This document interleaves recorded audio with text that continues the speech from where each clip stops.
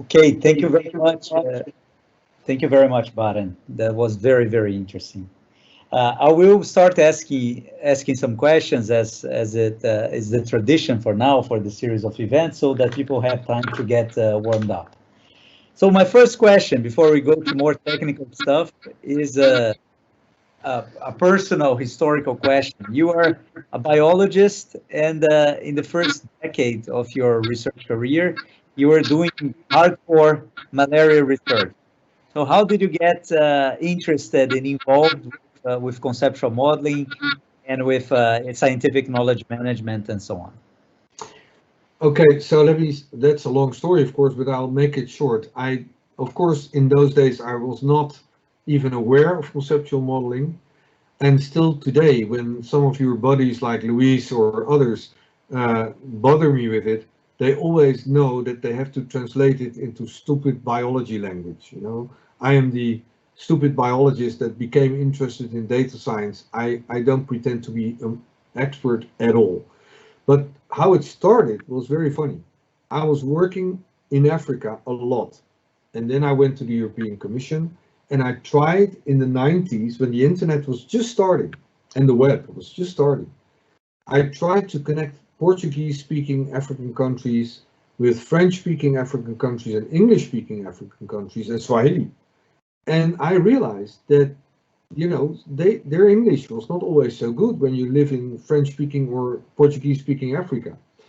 And I was setting up in the 90s a matching. I was trying to set up a funders matching between people, and I wanted people to upload their text, get it translated, and match at the knowledge level. Of course, we didn't call them knowledge, we didn't call them conceptual models, and I realized that paludisme was the same concept as malaria, just another token to refer to it in human language.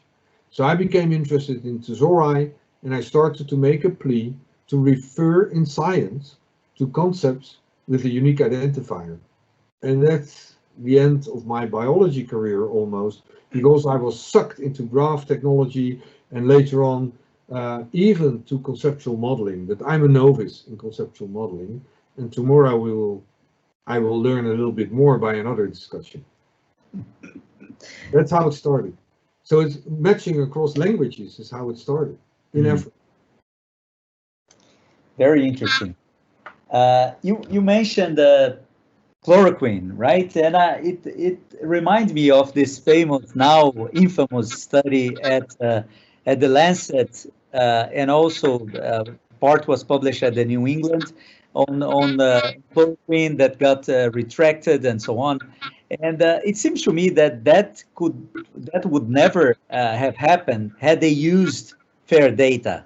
So I would like you to comment on that and to comment on why isn't it the case that these high-level journals, especially publishing very sensitive data, they are not having fair data as mandatory as an add-on to the paper? Okay, that's a hard one. In two senses. Let's first discuss the chloroquine case and then the publisher's case. So, of course, this guy in the Lancet paper claimed to have data from all over the place, and it appeared to be partly not correct. And he used a commercial firm that was going to data and they were not allowed and so on. So assume that we have this situation, which we are now building very quickly. So the data that you use for a study like that are actually machine readable. They are in a fair data point, and the fair data point is certified by, you know, your local authority. So it's real world observations. If the Lancet paper would have been created by visiting these green data points rather than saying, oh, we have a central database and we can do whatever we want in this stupid central database. No, our data are reproducibly built on visiting actual fair data points in the countries, including Australia, where the problem started. Now, that would have been showing that the machine, as you saw in our model, would predict immediately, this is a waste of time, this thing will not work, you can still test it, but because the computer might be wrong, but the computer predicted way before Trump ever used chloroquine in his crazy speeches that chloroquine would not work. Of course, that's not a proof. It's just a stupid computer saying it. So they did the test, but early on we should have found out, forget it, waste of time, causing heart problems, don't give it. Certainly not to people with a mild heart condition, like Trump. But anyway, that's his responsibility. Now back to the Lancet. Lancet is owned by Elsevier. I am a very nasty person for publishers because I say the worst invention that is the biggest block for open science is number one sin in the 7 capital sins of open science is the journal impact factor. And of course the Lancet is very happy and very proud of their high journal impact factor. People don't want to share their data if they want to get into Nature and Science and Cell and the Lancet. But you see, even the Lancet is not preventing this. When the data are so big, you cannot test that. I don't even blame the reviewers that they didn't see it initially. And somebody that happened to know the Australian database, this cannot be true. There's more cases in the Lancet paper, I think it was, than we ever had in Australia. So something is wrong. Anyway, how do you know that a petabyte of data is right if you work with petabytes of data? So when we say publish the data and reward people on their data and much less on their supplementary article, that will destroy for a large part the incredibly absurdly profitable closed data publishing or closed article publishing that we have today.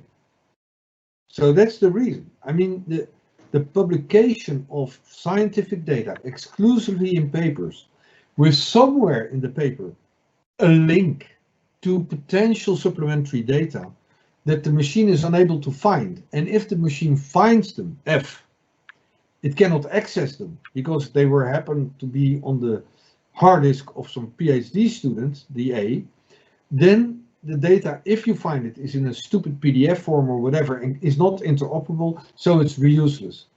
That's the current situation. And that's why we get crazy stuff like the hydroxychloroquine. That's it. And it costs lives. Absolutely. Not sharing data is criminal.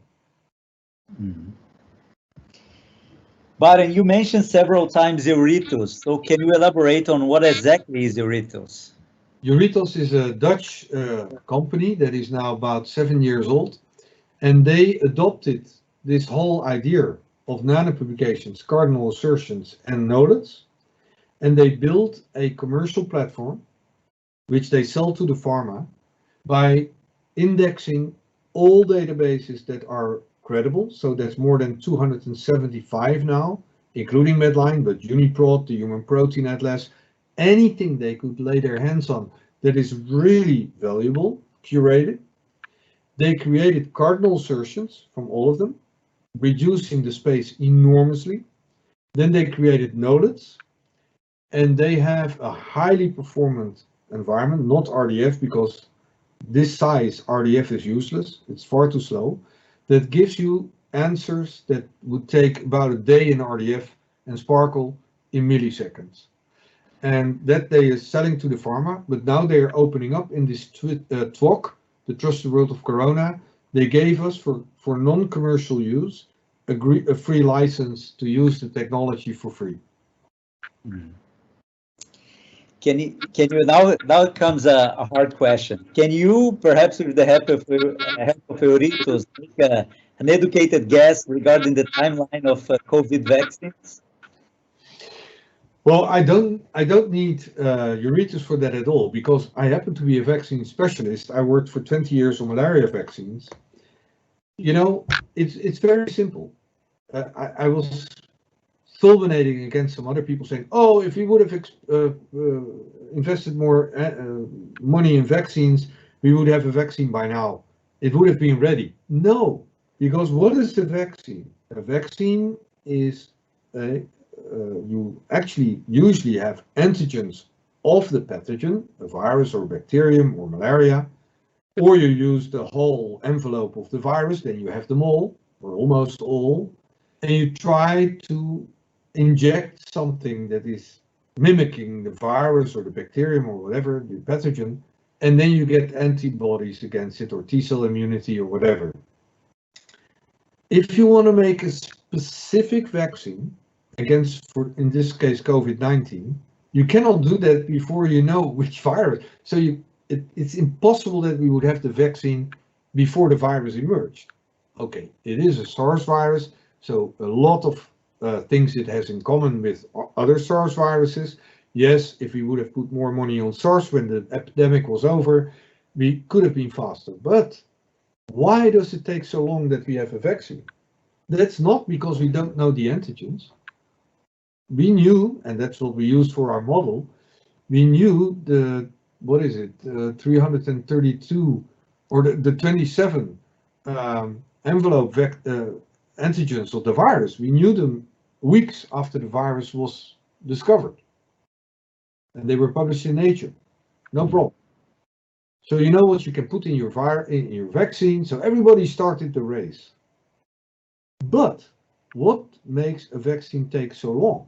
Not that there is any, what is the best antigen?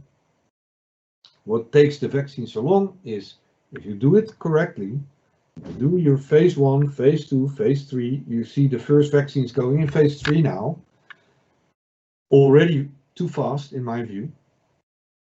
And now they even say, let's challenge people with COVID deliberately. I think we are cutting corners here, which are extremely dangerous. And we have had a very bad example early with vaccines that were actually worse than the disease itself, on flu, on measles, using the measles vaccine that worked in the north without retesting in Africa was a disaster. So if we go too fast on vaccine development for COVID-19, we will potentially induce a huge disaster. I'm totally against it. And I think it's highly irresponsible to do so. But of course, we hope to be lucky and find that one of the 126 or so vaccines that are in the making may happen to be immunogenic and protecting people. That would be great. Even if that works, Giancarlo, it will only be for the happy few. Because it will be too expensive in Africa, and we won't have. I just heard Johnson & Johnson on television yesterday. They have one of them, and they are going into clinical trials soon. And the lady said we would need, because we have to revaccinate people, about 40 billion doses to reach the same level of herd immunity that we need. Forget it. And Trump is already buying all the vaccines, and our government as well. They are buying the Oxford vaccine, and they are going, and that's reasonable. They produce billions of doses already, and that's unique in history, before they even know that the vaccine works. So that if it works, we can start immediately with massive vaccination. That's great. But don't look at the vaccine as a silver bullet solution. It will take years. If we are extremely lucky, we will have the first vaccines for a small group of people in 2021. And everybody who tells you differently, listen to Fauci. He tells you the truth, not the other idiots. Listen to the experts. We know vaccines take a long time. And let me end with a joke. You cannot have 9 women that stick together and produce a baby in 1 month. But let me come back to data management. And you know, one of the let's say the most prestigious award given by this community is called the Peter Chain Award.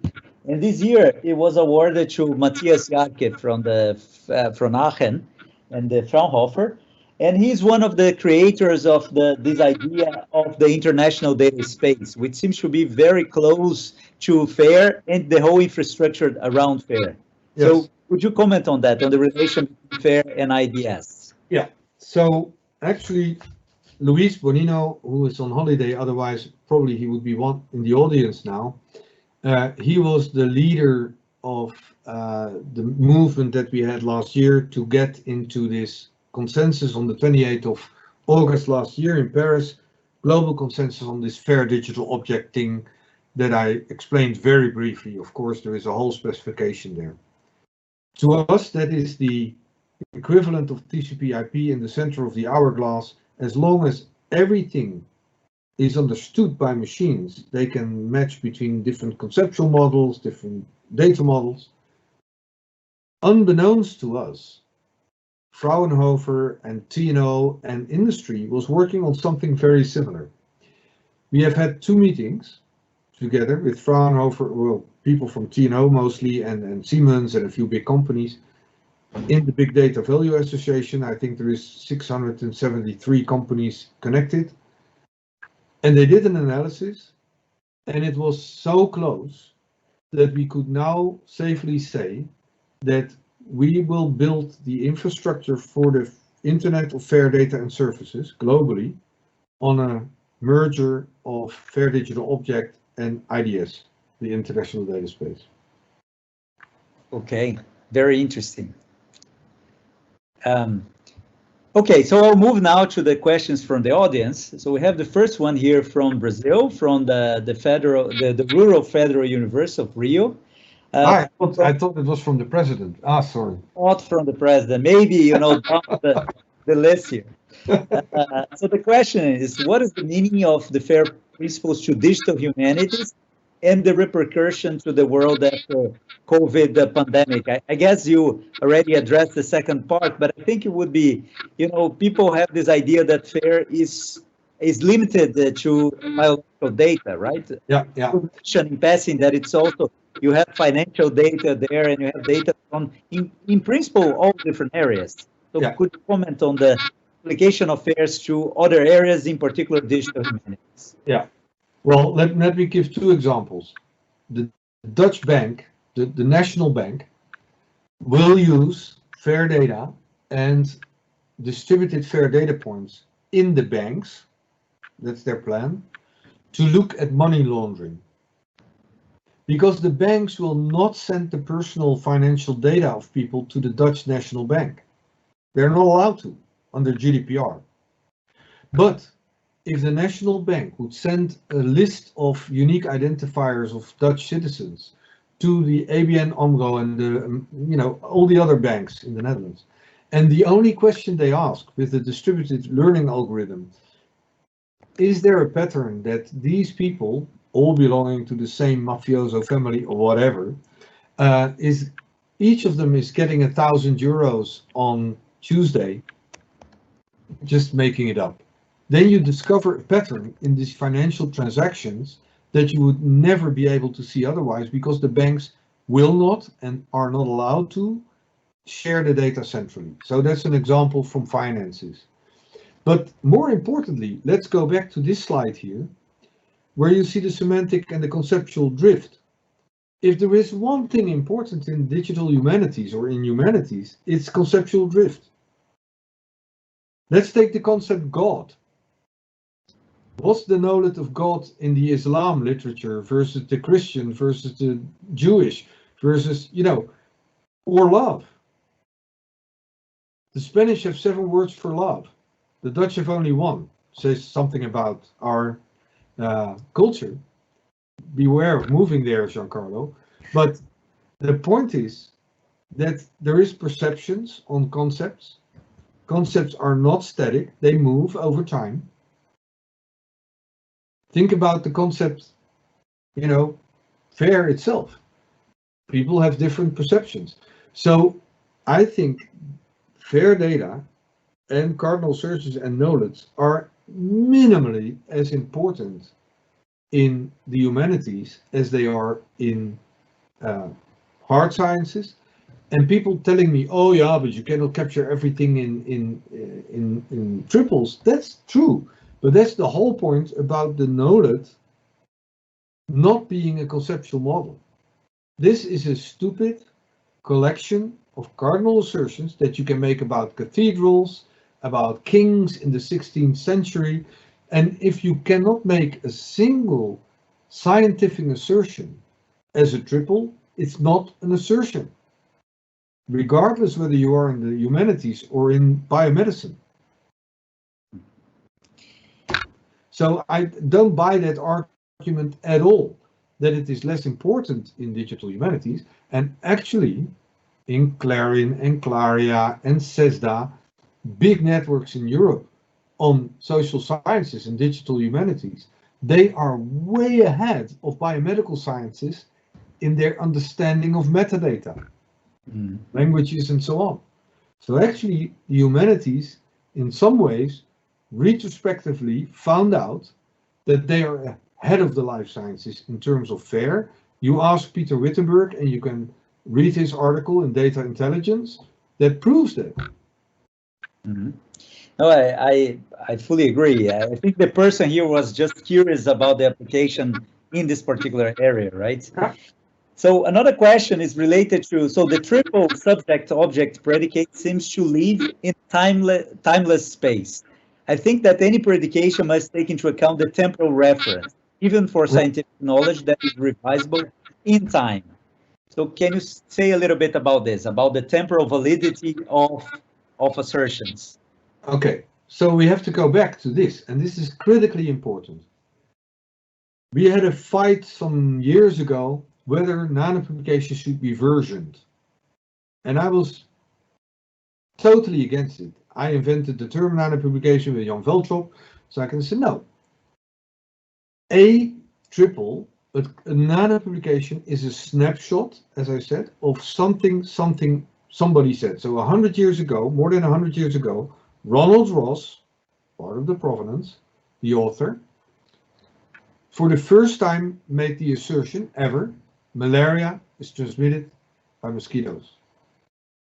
In the provenance, assume that we already had nanopublications 100 years ago, there would be a GUPRI for Ronald Ross, his orchid, time date stamp, location, Ghana, whatever.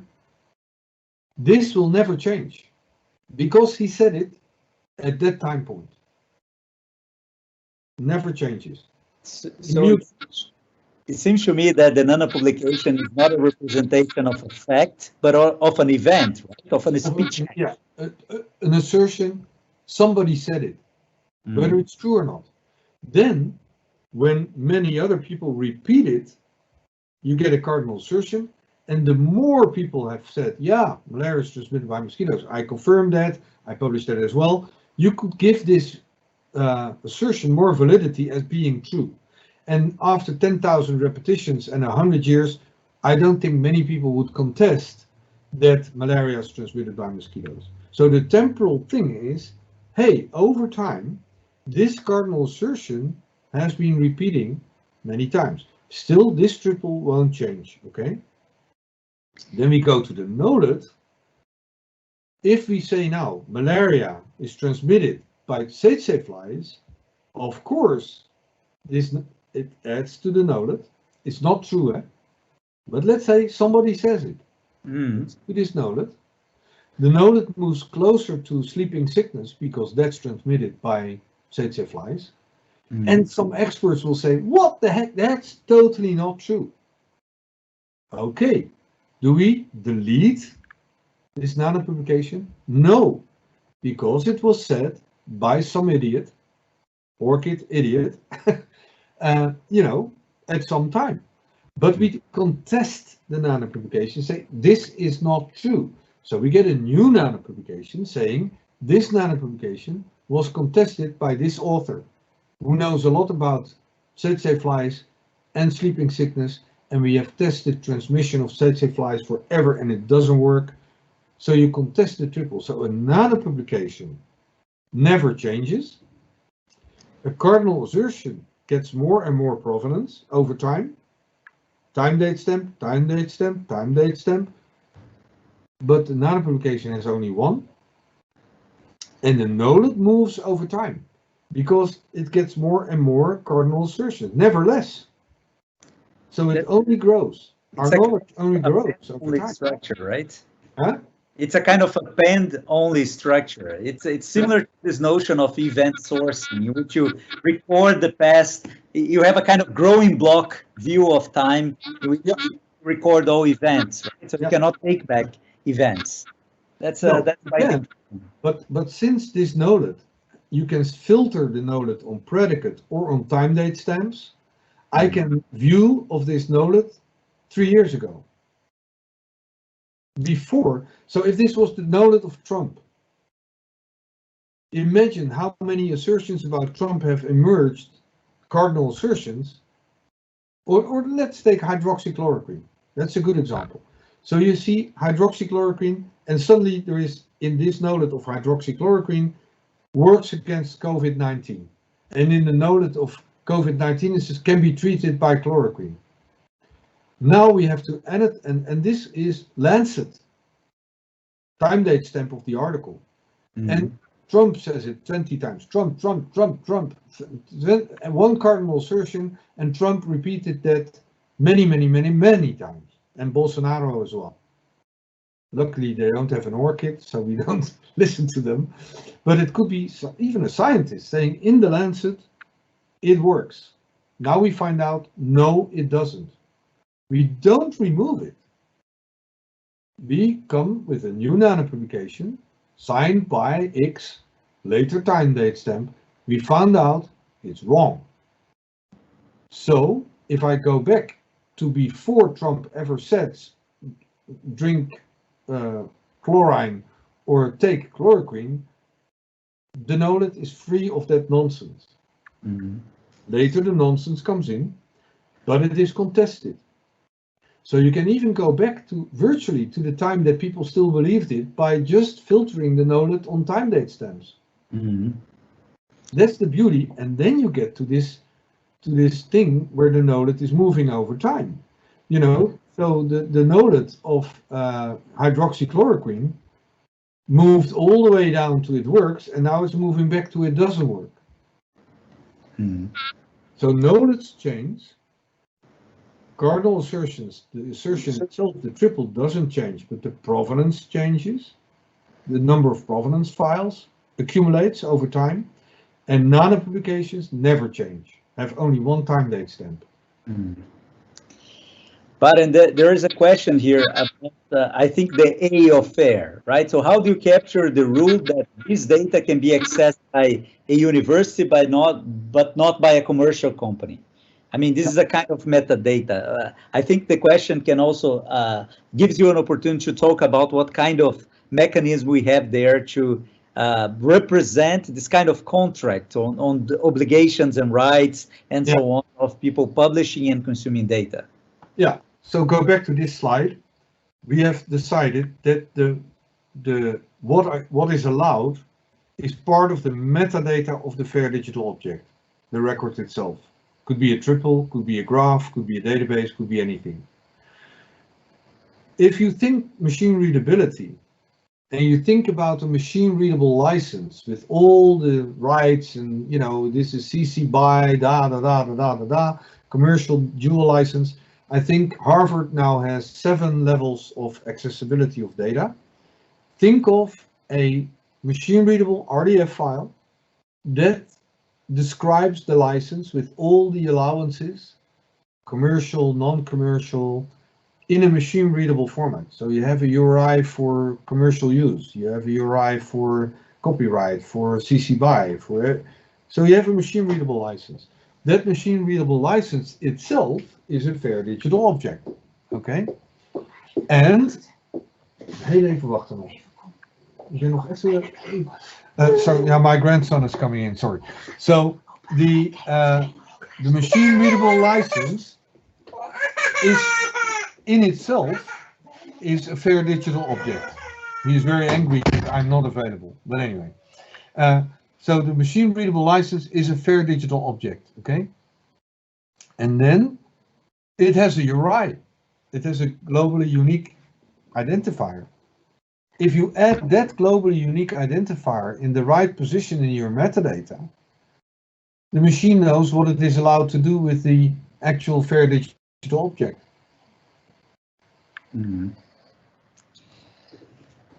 Okay, so there is one question here about alignment of, so how do you deal conceptually with different properties alignment problems in order to have a reliable knowledge?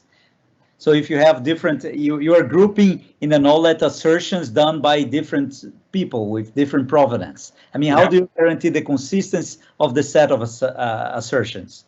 I guess that's the question. Yeah, the short answer is we don't. FAIR does not say anything about the quality of the data, and that's deliberate choice. First of all, I always say when people say, how do you guarantee what's the value and the quality of the data? I said, provenance, provenance, provenance. First of all, quality is in the eye of the beholder. Let's take the example of self-reporting by patients in an app. Well, that's probably less quality data than, or the step counter in my watch. That's low quality data. It makes a lot of mistakes and so on. I forget my watch, I forget my smartphone. But if you have a lot of self-reporting data from all kinds of sources, you still see the pattern that more steps means less heart attacks. So what is quality? Of course, fake data and made-up data can be perfectly fair, findable, accessible, interoperable, but it can be completely made up. Actually, we are making synthetic data now to test fair data points without GDPR issues. And in the metadata, we say, by the way, this is synthetic data. We just reported a new concept to the SIO thesaurus of Michel Dumontier. That is the concept synthetic data, mock data, whatever you call them. And we add that to the metadata. So the machine says, okay, this data is not real. This is synthetic data just for learning purposes. So it's fake data, but it is recorded as such. So I want to be able to filter the knowledge on types of data. And if I say, I don't want to include data from the US, or I don't want to hear anything from Trump, well, filter out the orchid of Trump if he had one. If you say, I don't want to have self-reporting data, filter them out. Mm-hmm.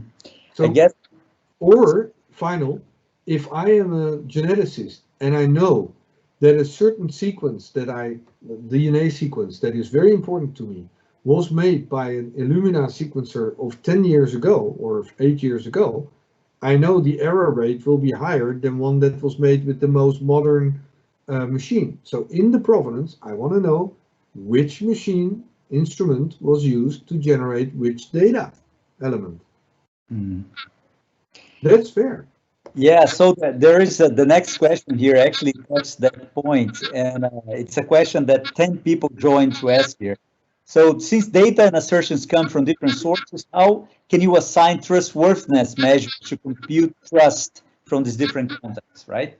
Well, there's two things, assigning it or computing it. So let's say you can assign trust by all kinds of computational tricks.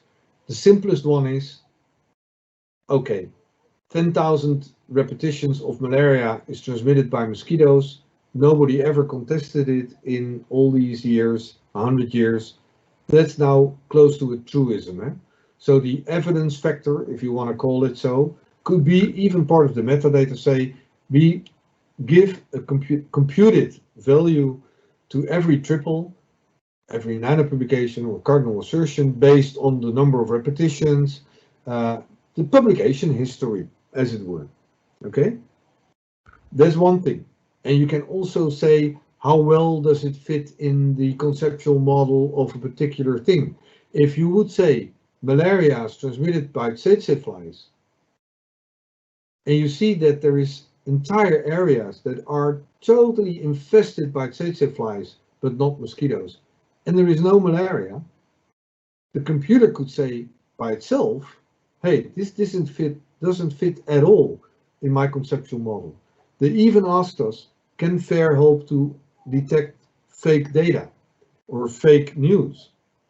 And then we said, listen, what the computer can do is see tension in the conceptual modeling space, we produce multidimensional scaling graphs, and you say, hey, this simply doesn't fit in established knowledge.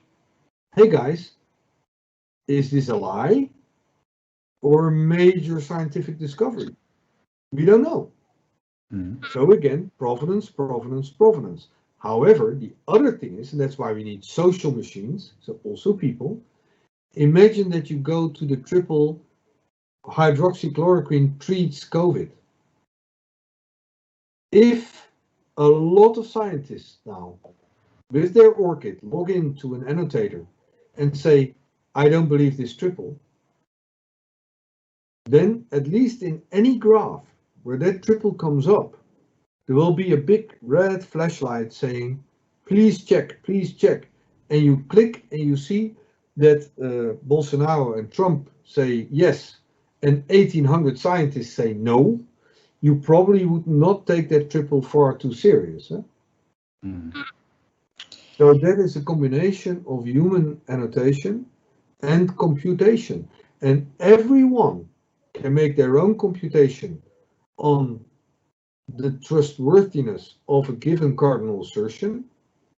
And with Nature and Wiley, we are actually now discussing the possibility that if a scientist contests a triple in an established knowledge triple and say, this gene is not involved in this disease, as the literature says, I have evidence against it, that you can propagate that back into the PDFs of the publishers from 5 years ago.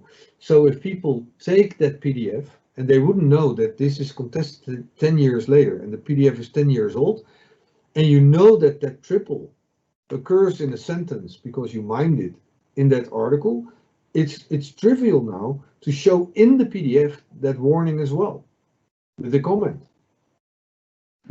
Watch out, this is now contested 10 years later. Then you get dynamic open science, even using old-fashioned papers. But can you elaborate on the main challenge that you've been facing in the last 5 years to implement FAIR principles worldwide? Sorry, say that again, because you were breaking up. Yeah, I think there is a problem with the microphone, and I apologize for that. Can you elaborate on the main challenges that you've been facing in the past 5 years to implement FAIR principles worldwide? And can you talk about the main challenge to achieve the PhD approach in a global scale? Yeah, okay. Let me first say one thing. When we wrote the high-level expert group report, and you can read it online for the European Open Science Cloud, we decided with a group of 10 global experts that the biggest hurdle, not just to implement FAIR, but to create the Internet of Fair Data and Services, because obviously fair data is useless if you do not have an infrastructure to run them on. 80%, by now I'm convinced it's actually 90%, is social. No technical. There's no technical hurdle left. It works, it's scalable with IDS, as we discussed before, Fair Digital Objects. It is absolutely not any longer a technical problem. What are the main social problems? The reward culture of science. As long as we reward scientists for their journal impact factor times the number of articles divided by their age and the length of their arm, we will never get open science going. And people will have no incentive to make their data fair. As long as the funders do not require it, it's a lot of work, people won't do it. As long as if the funders don't want to fund it, people won't have the capacity to do it. We have to train people, data stewards, to understand this. All of those are social issues, not technical issues. So the only hurdles we really got are social. And you know what is the major one? The people with an established kingdom that is based on the inefficiency of the system of today. They are turning not against FAIR, because nobody can be officially against FAIR, it's a hype. But they say, I am fair because I have a PDF and you can find it It's accessible, it's open access, and you can read it, and therefore you can reuse it. So a PDF is fair. And that's why I showed the first slide. They haven't even read the paper. That's not what fair means. So there is a social movement against fair that pays lip service to fair. So, oh, of course, fair, everything is fair. But they do not implement what we said in the article. And we are actually considering to analyze the 3,000 papers that cite us and say, are they actually implementing fair? Or are they just citing it for convenience purposes? So social hurdles, no technical hurdles left, zero. I see. By the way, it's a brilliant name. How can one be against fairness, right? Motherhood and apple pie. Yeah. So, interoperability is a real challenge. So how do you deal with different definitions? So you have assertions using the same concepts, but having different definitions. So the problem of semantic interoperability. Yeah, well, again, I would answer that based on the knowledge, because, you know, and maybe Giancarlo, you could even explain that better than I can, because if you have the problem, let's take a very generic concept like water. Do you mean the H2O molecule? Do you mean seawater, drinking water? Do you need a different knowledge for all the slight differences on water? No. If we stick to the knowledge concept and we do not fall into the trap of going to make the knowledge a graph where the objects are all connected, you simply say everything that was ever said about the broad concept water, whether you mean the chemical or not, is in one knowledge. And now you want to look at water qua, with the lens of the sea data cloud, which is one of our implementation networks, all these institutes working on the sea. Of course, when they talk about water, we find this in water, we find that in water, they actually talk about seawater. So it's salt, there is fish inside. Well, I don't hope that's true for my drinking water. So how can we come up with the concept water from the lens of a country or an implementation community like the Sea Data Cloud? If you filter out all the cardinal assertions from the knowledge, apart from those that are endorsed by the Sea Data Cloud, you have the knowledge of water qua Sea Data Cloud. But you need, as provenance, when you conclude something on using that knowledge in an AI algorithm or so, please register the filter situation of the knowledge, the qua. So the knowledge that you filter down to a subset of assertions, store it, give it a new GUPRI, and it's a new fair digital object that is reusable, fair. So the knowledge discipline aggregates everything which is related to a general concept. Yeah. But people have to figure out how to separate these different assets and how they relate to each other. Right? Exactly. Okay.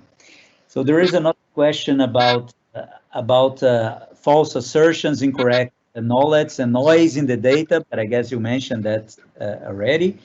So another question is, what are the acceptance conditions the data source should be integrated in the fair infrastructure?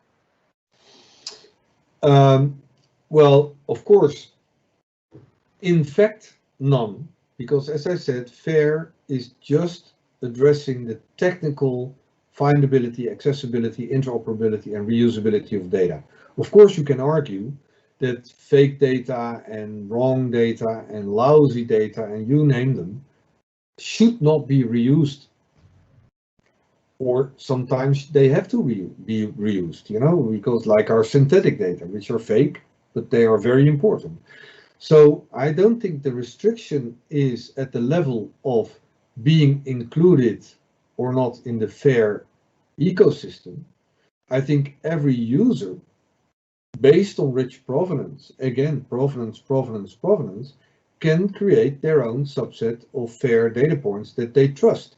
And this probably is a very interesting thing that has nothing to do with the quality of the data, The pharmaceutical industry told us very clearly, even if you have this thing on COVID, but on cancer or whatever, completely in place, you have this whole distributed global network of fair data points containing fair data. First, I want to know two things. When I send my virtual machines, we call that the personal health trainer, the distributed learning. Before I will send a virtual machine, a Dockerized virtual machine with my algorithm to a fair data point, I want to know two things for sure. It has a GoFair logo, so we know it's proper fair data, not some stuff that makes my computer wrench. And secondly, I want, for example, in the Netherlands, a Health RI logo that I know for sure that the custodian of the fair data point is allowed to give me my virtual machine, my train, access to this station to do its job. It doesn't take personal data, it only takes the conclusions, and it goes on. So we don't violate GDPR. But they are deadly worried that they have gotten access to data that they were not allowed to. For example, they couldn't use them for commercial purposes. They include them in a huge, globally important vaccine program, and then they get sued that part of the data were not reusable for them. They could not be reused. So they violated some rules. And the custodian of the fair data point didn't warn them. So they want certified fair data points. And they will only visit those. Not anyone. So the quality issue really should get out of your mind when you talk about data, fair data, quality and trustworthiness and truth and so on is at other level in your conceptual model. Fair only says the data as they are, the data publications, whether they're true or not, are findable, accessible, interoperable, and thus reusable, even reusable in the sense that they are contestable. Like the hydroxychloroquine. It was bullshit, but it only appeared to be bullshit because it was fair in our model. But I guess, related to the question that appeared before, I guess one question that comes to people's mind is, can it be really interoperable if it is not high quality? I mean, if it's not semantically precise, for example. Of course, but that is another story. If you're not in, this is probably very nice to bring in. People ask me all the time, if people go in a very different way about fair than in GoFair. And GoFair is just one implementation choice of fair. Is that a problem? I said no, because what is the definition of fair data? The fact that they are interoperable is part of the definition. So you cannot make fair data that are not interoperable. Then it's not fair. Then of course the next question is interoperable with what? Well, that's what happens in the internet. Early movers will default set some standards. And take an example. If you take UMLS, the Unified Medical Language System, it has the semantic type species. But of course, it only has a lousy number of species in UMLS that are useful for biomedical researchers, viruses and bacteria and stuff. So it doesn't have all the butterflies. Now you have the catalog of life, GBIF, globally operational, one of the implementation networks in CoFair as well, biodiversity. They have a much wider coverage of species than UMLS. So UMLS, let's say UMLS has only 400 species and the catalog of life actually has 1.8 million. But the 400, for the largest part, are also part of the catalog of life. So the only thing we have to do is to map at the unique identifier level COVID, SARS virus X in UMLS to SARS virus X in catalog of life. They will be two different URIs, of course, but we have an ARTA table. That's a triple. This URI, ARTA, also referred to as this URI. As soon as that is done, which is part of the community work we have to do, then the computer doesn't care anymore whether you use the catalog of live URI or the UMLS URI, because the machine knows what you mean. It's the same species. That is so beautiful about FAIR, that we don't care how you implement it, but if you make your data fair, it is by definition interoperable, by definition. So data that is not interoperable is simply not fair, because the I is not there, and therefore it's largely reuseless, not reusable. So we call it reuseless, because as you said, fair has an ethical connotation. So is data that is not interoperable unfair? No, we call it reuseless. But there are still many questions here, but I think we have to wrap up. I will make all the questions available to you afterwards. You know, many students attending this talk. So if you could share some reference afterwards, we will put them in our website. Yeah. I would really appreciate that. So there are many people here are thanking you for the great presentation. So I joined them, and thank you very much. Very generous of you to offer this presentation and stay here to answer all these questions. Really appreciate it. Great. I mean, this is helping the spread of FAIR, and I would say to all the participants, join if you are more like a data steward, join a data stewardship competence center in your institute or start one. If you're a scientist and you later become a serious scientist, the best practice for the future scientist is not to become a data steward, but if you build up a group of scientists, for every 20 scientists that spit out data, hire a full-time data steward that knows everything about FAIR. Okay? Then the future looks bright. Great. Okay. Thank you very much again, and please apologize to your grandson for taking you away from him. He should actually, he's only 2.5, otherwise I'm so fanatic I would already have told him everything I told you today, but he's a little bit too young.